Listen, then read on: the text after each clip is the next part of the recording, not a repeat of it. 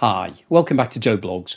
In today's episode, I want to talk to you about what's happening in the Russian economy. Now, if you've been following the channel, you'll know that I recently reported that Russia's economy minister has said that the Russian economy is now on the brink of a recession. So, this tells us that things are definitely not going well in the Russian economy.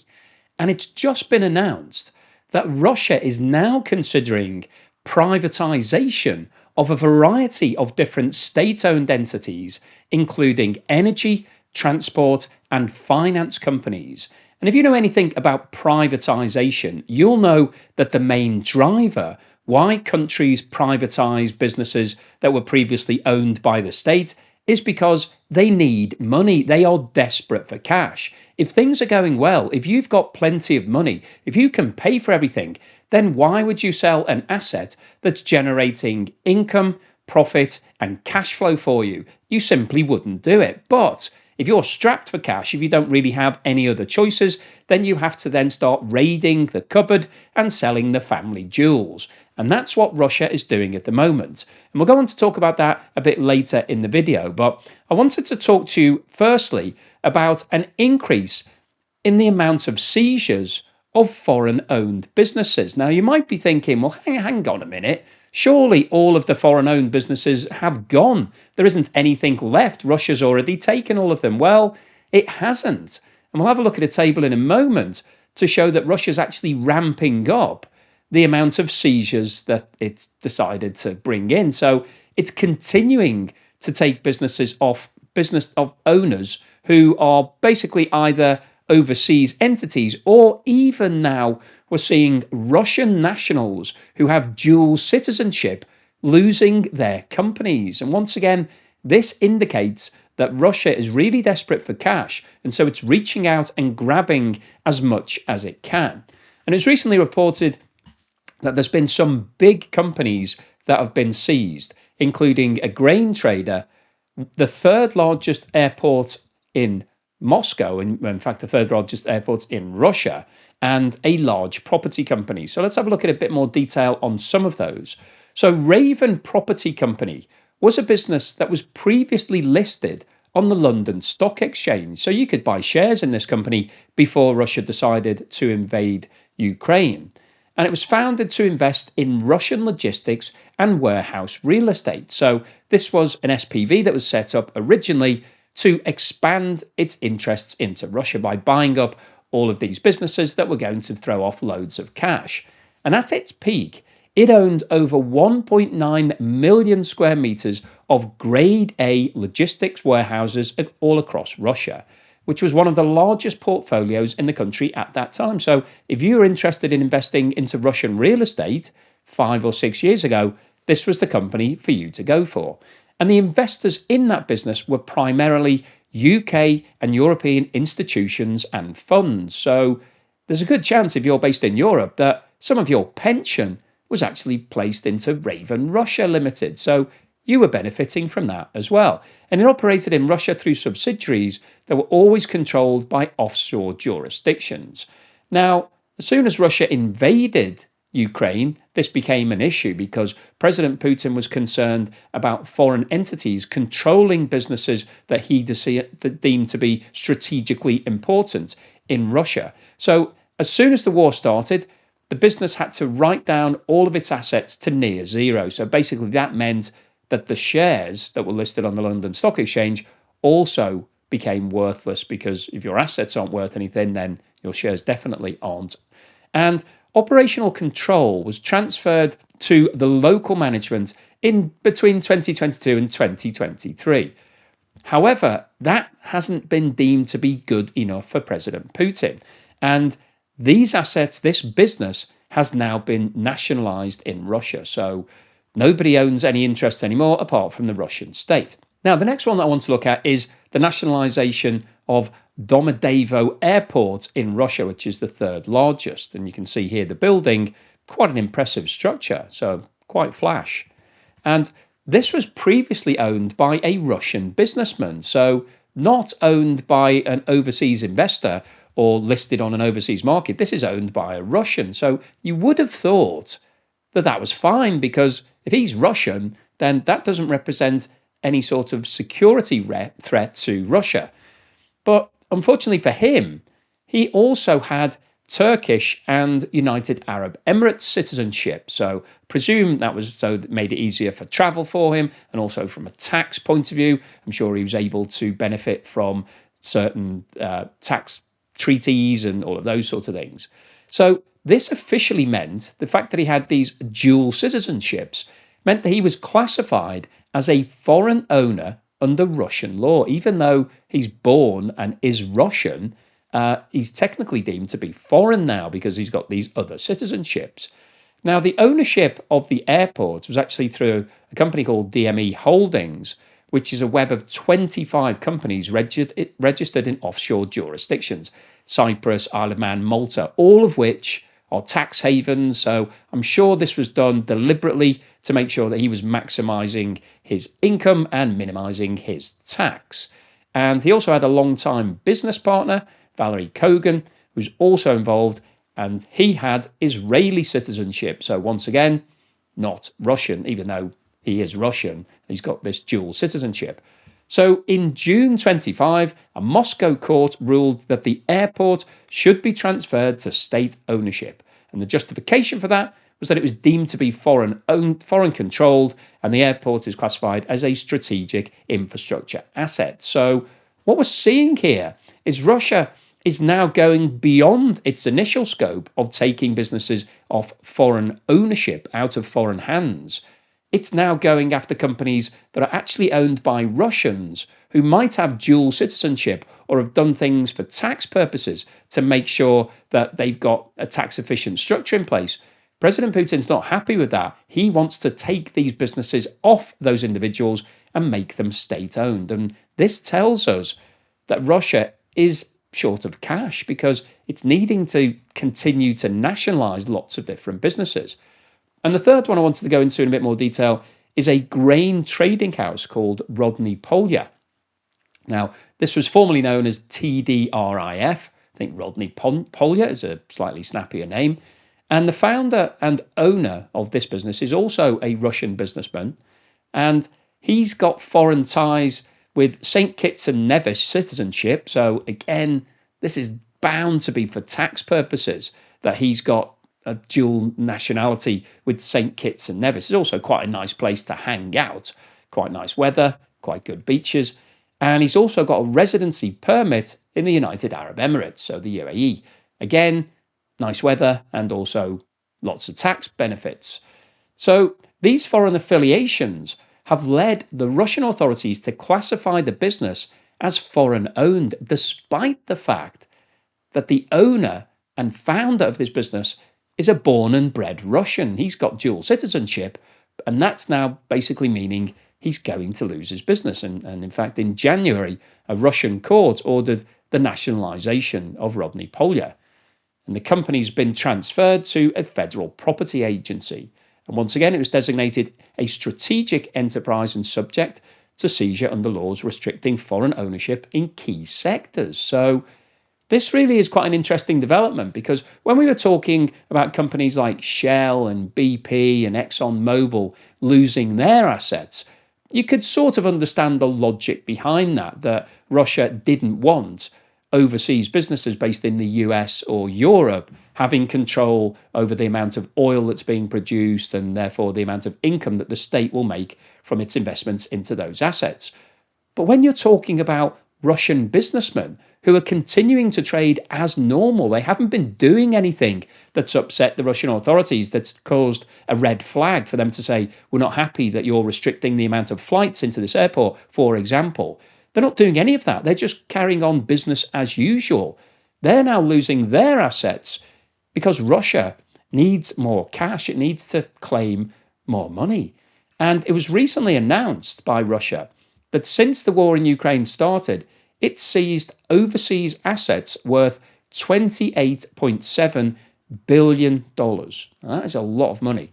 Now, in terms of what those assets are, I've put together this table here, which gives you a breakdown of how those assets have been taken in terms of the timing of it. And I think this is quite surprising because In 2022, which is when the war started in February, it was estimated that around $3.3 billion worth of assets was seized by the state. So this is assets that are actually that Russia had taken control over, not just assets that have been abandoned by their previous owners, like where BP had said we're no longer want to be involved and we're walking away.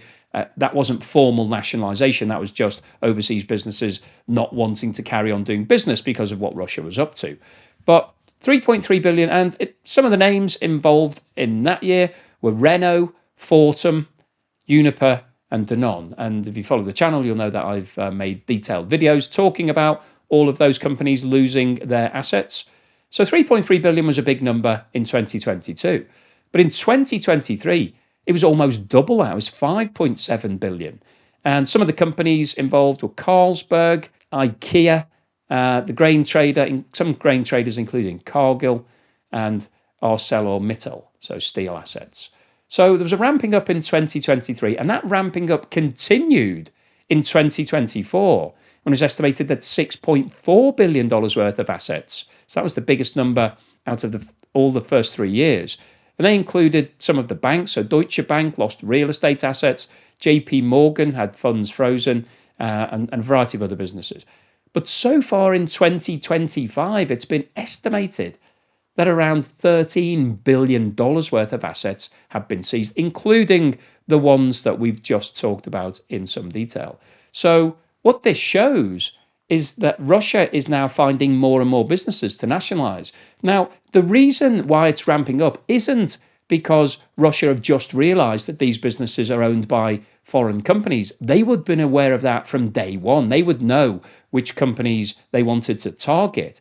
But I think the reason that we're seeing this ramping up is because Russia is running short of cash, and so it now needs to claw in as many businesses as possible. So we're starting to see more aggressive tactics, and Russian businessmen are now losing their investments. And I thought it was worth having a look at this chart, which shows the amount of overseas investments into Russia, the total value of those investments dating back to 2014. And 2014 is an interesting date because that's the year when Russia invaded Crimea and annexed that part of what was formerly part of Ukraine. And obviously that has never been given back. And at that point, the scale on the left-hand side here is shown in trillions of US dollars. And so it goes from zero at the bottom to $1.4 trillion at the top. And you can see that in 2014, the total amount of overseas investments was sitting above 1.3 trillion. And that had been on the rise because Russia had been seen to be an attractive market, a growing market, and therefore overseas investors wanted to get involved. And you can see the split has been, there's three different colours. We've got the yellow at the bottom of direct investments. So that's where companies and individuals were directly investing into Russian businesses. So setting up an overseas subsidiary, for example. We then got an orange section, which are portfolio investments. So basically, you're investing into a portfolio of assets in Russia. So you're not putting money into a direct company. You're just saying, I like Russia as an investment opportunity. So I would like to invest some of my money, and then it would be spread amongst different investments. And then we've got other at the top. So what you can see is that between 2014 and 2016, which was when some sanctions were applied against Russia, and there was a bit of a backlash against the annexation of Crimea, there was a dropping in terms of the total amount of investment. And it came down to around about $850 billion. So that was a sharp fall from 1.3 trillion. We then saw confidence in Russia returning between 2016 and 2022. And you can see over that period, the total amount of investment went up again from overseas investors. And by 2022, before the war in Ukraine started, it was up close to 1.2 trillion. So it's seen an increase of around about 50% in that 6-year period. However, since the war in Ukraine started, there's been a sharp reduction in the amount of money invested into Russia by overseas investors. And it's now down to around $650 billion. And you might be asking the question, well, why hasn't it dropped to zero? Why is everybody not pulled out? Well, firstly, it's difficult to get your money out of certain investments. So even if you don't have a political problem with Russia, you're not going to get your money back from investments that you've made that might have a 30 or 40-year lifespan. If you've invested directly, as you can see from the yellow section, into companies, you don't, unless you can find a buyer for your shares, you're just going to be stuck with that investment. So we've got that issue, the inertia, but also we've got the fact that there are some countries that are happy to invest into Russia. So countries like China and India and the Middle East and Africa, they would be happy to continue investing into Russia if they believe that it's going to be a good investment return for them. Now, if we have a look at what's been happening individually in each of the last 5 years, this shows the amount of investment per year. So you can see back in 2020, before the war in Ukraine had started, that around about $10 billion was going into Russia from overseas investors. That jumped significantly in 2021 to around 40 billion. So at that point, Russia was seen to be growing, the prospects for the global economy were good, and so overseas investors were happy to put more money into Russia. Now in 2022, we saw a sharp reversal, and almost 20 billion was taken out of Russia. So that was actually anybody who could get their money out did so. That was maybe there was some liquidity at that point. And then in 2023, we have seen some investment around about 8 billion. And in 2024, it's down to 3.3 billion. The problem, if we jump back to the previous slide, is that because Russia has seen this huge reduction in the amount of interest by overseas investors, it now needs to build that back up to where it was back in 2014 if it's going to be able to grow all of its businesses. But it's just not happening. There aren't enough countries that want to invest in Russia at the moment. And Russia recently held a large conference. It seemed to be the Russian version of Davos to try to encourage overseas investment. And the feedback from that conference was that there is very, very little appetite at the moment for investing into Russia. And when we're talking about Russian economy on the verge of a recession, that's not going to encourage anybody to put money in right now. So what's the summary and conclusion today? Well, I wanted to post this video because what's happening in the Russian economy right now, I think, is really quite interesting.